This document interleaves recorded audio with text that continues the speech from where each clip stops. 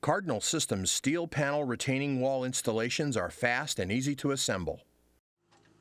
Trees, excess debris, and large boulders are removed from the area where the wall is to be installed. A level plane is then excavated along the measured path where the wall will be positioned. A minimum of 2 feet 6 inches of space behind the wall allows for the concrete pour, which holds the wall panels in place securely. The site is then shot to determine the level and depth of the entire area where wall panels are placed. Depth and level should be checked often during construction. Panels are then put into place with the flat surface facing outward along the proposed facade. Continue to check levels often. Use shims or Cardinal Systems panel leveling system under low areas to level individual panels, as well as make sure that panels are leveled with each previous panel. To connect the panels, an end panel brace is set into place, touching the top corner of the new panel first, and then snapped into place alongside the previously placed panel. Bolt the panels together at ground level first.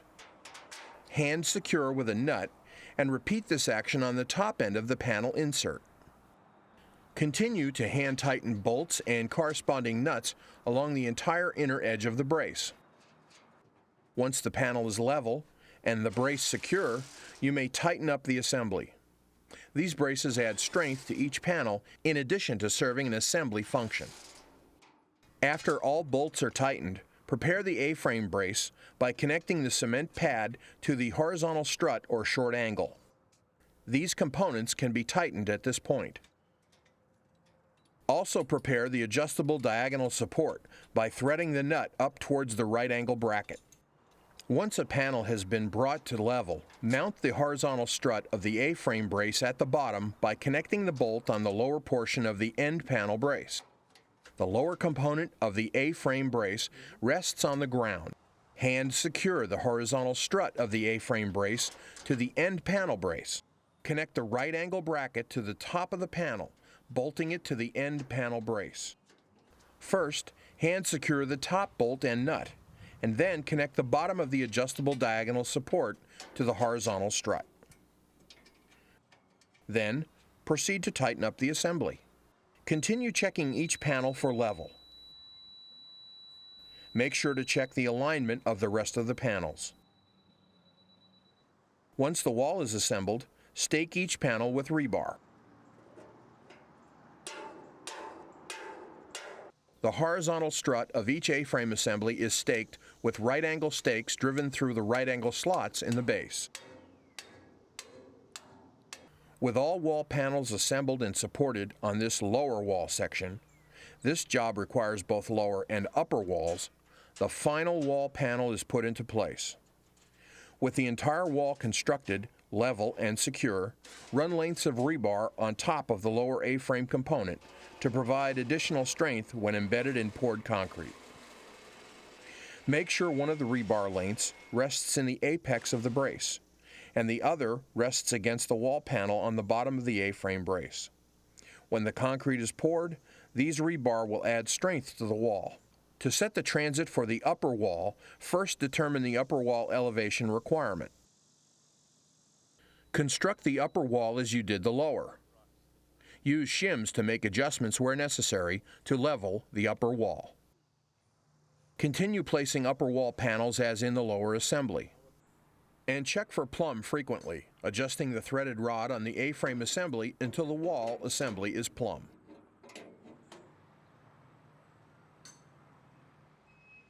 With all wall sections assembled, leveled, and plumb, and staked into place, you're ready to pour the concrete.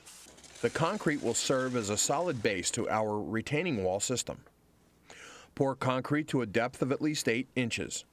And be sure to work concrete into all crevices for a solid set. Make sure all structures are covered with concrete.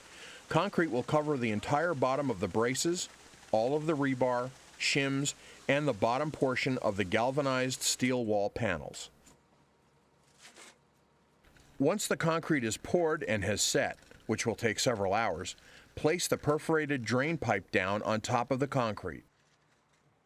Be sure the drain pipe spans the entire back of the wall. Drains are then connected off the main pipe with T-fittings and/or elbows, and exit to the front of the retaining wall panels. Drainage must exit from the front or sides of the panels, depending on the job site characteristics. Drainage is important to the continued stability of the overall landscaping. Backfill with stone on top of the concrete to form a French drain. This assists with water runoff. Make sure to fill in the trench well, directing the stone around the braces and up against the retaining wall. Landscaping cloth is then placed over the entire backfill area. Lay the cloth the full length of the wall. Landscaping cloth allows water to pass through for drainage while keeping the rocks and soil separate, and prevents loose fine dirt from clogging the French drain. Throw some loose dirt over the entire fabric to anchor the fabric in place before backfilling the previously removed earth. The entire project must be backfilled.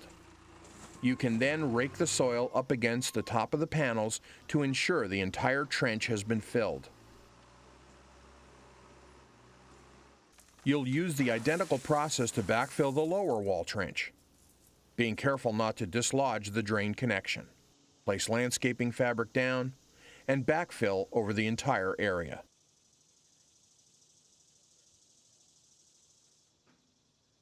Any number of facings can be used on the panel walls. This is done by shaping and cutting the wire mesh wherever necessary and anchoring it using Tek screws with washers.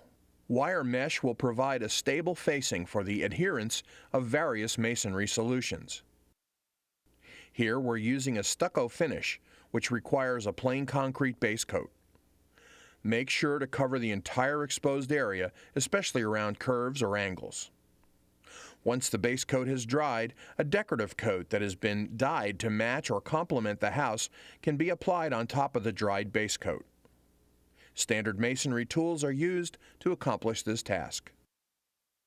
A decorative and highly functional retaining wall solution from Cardinal Systems.